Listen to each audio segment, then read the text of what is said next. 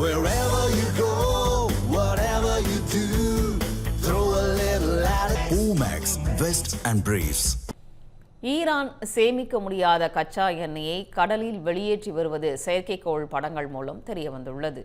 Hormuz நீரிணையில் ஈரானின் கட்டுப்பாடு மற்றும் அந்நாட்டு துறைமுகங்கள் மீது அமெரிக்கா முற்றுகை என கடல்வழி பாதையில் மோதல் முடிவின்றி தொடர்கிறது.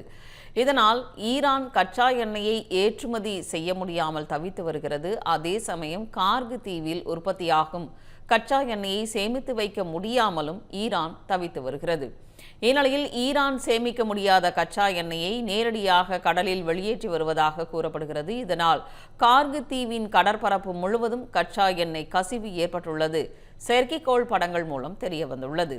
இந்த கசிவு கடலில் 45 கிலோமீட்டர் வரை பரவி உள்ளதாக கூறப்படுகிறது.